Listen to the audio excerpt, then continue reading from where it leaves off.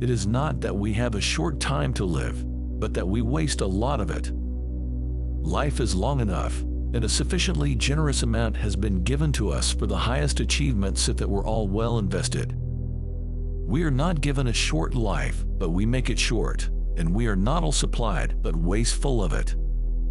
Just as when ample and princely wealth falls to a bad owner, it is squandered in a moment, but wealth, however modest, if entrusted to a good custodian, increases with use. So our lifetime extends amply if you manage it properly. Life is long if you know how to use it. You will find no one willing to share out his money, but to how many does each of us divide up his life? People are frugal in guarding their personal property, but as soon as it comes to squandering time, they are most wasteful of the one thing in which it is right to be stingy. You're living as if destined to live forever. Your own frailty never occurs to you. You don't notice how much time has already passed, but squander it as though you had a full and overflowing supply, though all the while that very day which you are devoting to somebody or something may be your last. You will hear many people saying, "When I am 50 I shall retire into leisure. When I am 60 I shall give up public duties." And what guarantee do you have of a longer life? Who will allow your course to proceed as you arrange it?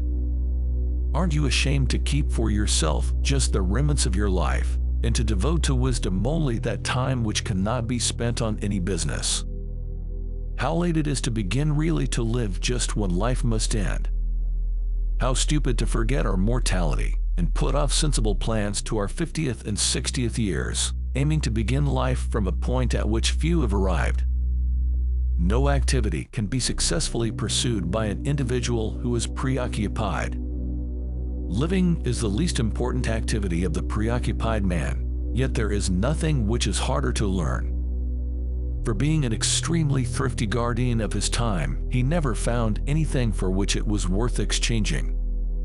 Everyone hustles his life along, and is troubled by a longing for the future and weariness of the present.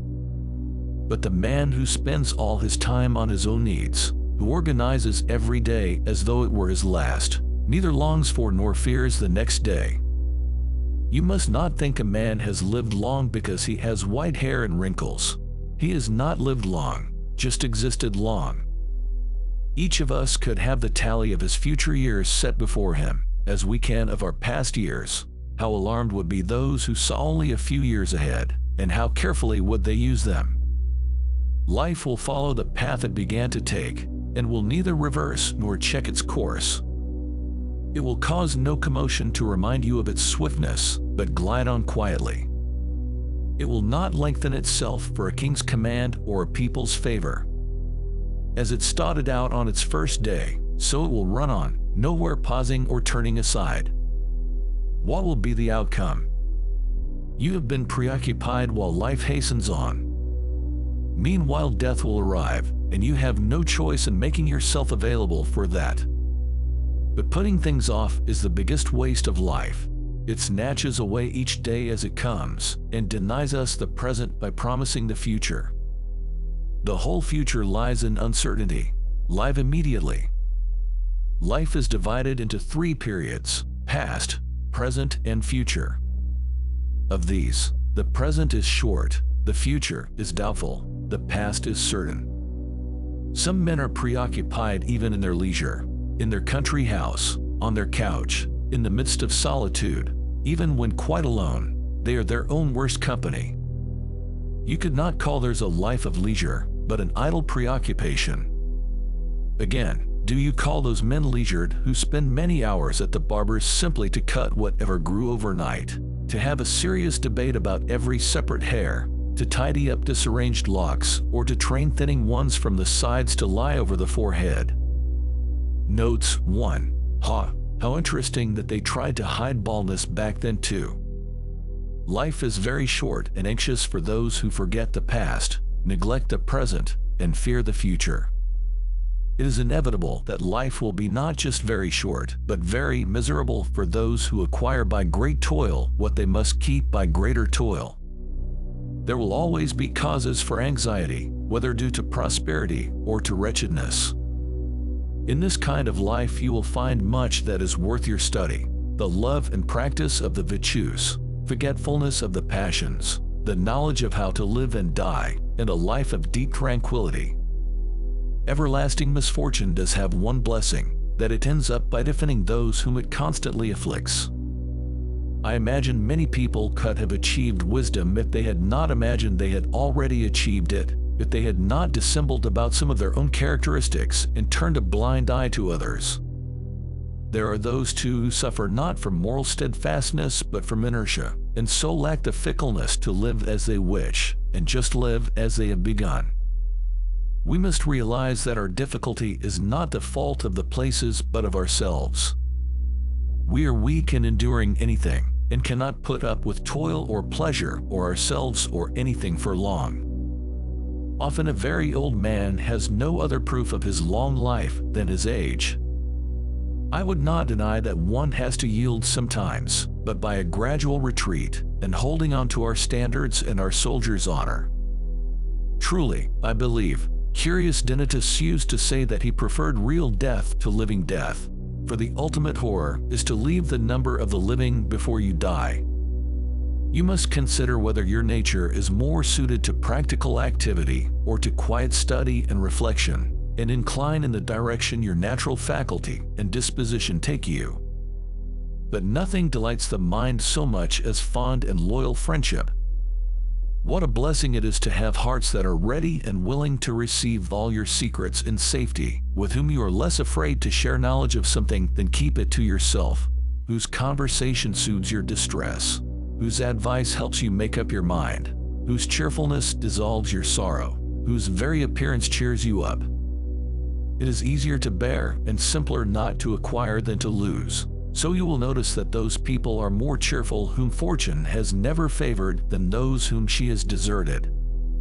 How much happier is the man who owes nothing to anybody except the one he can most easily refuse, himself. What is the point of having countless books and libraries whose titles the owner could scarcely read through in his whole lifetime? The mass of books burdens a student without instructing him, and it is far better to devote yourself to a few authors than to get lost among many. In any situation in life you will find delights and relaxations and pleasures if you are prepared to make light of your troubles and not let them distress you. So you have to get used to your circumstances, complain about them as little as possible, and grasp whatever advantage they have to offer. No condition is so bitter that a stable mind cannot find some consolation in it. Think your way through difficulties. Harsh conditions can be softened, restricted ones can be widened, and heavy ones can weigh less on those who know how to bear them. He who fears death will never do anything worthy of a living man. But he who knows that this was the condition laid down for him at the moment of his conception will live on those terms, and at the same time he will guarantee with a similar strength of mind that no events take him by surprise. For by foreseeing anything that can happen as though it will happen, he will soften the onslaught of all his troubles, which present no surprises to those who are ready and waiting for them, but fall heavily on those who are careless in the expectation that all will be well. What can happen to one can happen to all. What can happen to one can happen to all. If you let this idea sink into your vitals and regard all the ills of other people, of which every day shows an enormous supply, as having a clear path to you too, you will be armed long before you are attacked. Know, then, that every condition can change, and whatever happens to anyone can happen to you too. The next thing to ensure is that we do not waste our energies pointlessly or in pointless activities. That is, not to long either for what we cannot achieve, or for what, once gained, only makes us realize too late, and after much exertion, the futility of our desires. We should also make ourselves flexible, so that we do not pin our hopes too much on our set plans, and can move over to those things to which chance has brought us, without dreading a change in either our purpose or our condition. We should also make ourselves flexible, so that we do not pin our hopes too much on our set plans, and can move over to those things to which chance has brought us, without dreading a change in either our purpose or our condition, provided that fickleness, that fault most inimical to tranquility, does not get hold of us. So we should make light of all things and endure them with tolerance. It is more civilized to make fun of life than to bewail it. The mind should not be kept continuously at the same pitch of concentration, but given amusing diversions. We must indulge the mind and from time to time allow it the leisure which is its food and strength. We must go for walks out of doors, so that the mind can be strengthened and invigorated by a clear sky and plenty of fresh air. At times it will acquire fresh energy from a journey by carriage and a change of scene, or from socializing and drinking freely. Occasionally we should even come to the point of intoxication, sinking into drink but not being totally flooded by it, for it does wash away cares, and stirs the mind to its depths, and heals sorrow just as it heals certain diseases.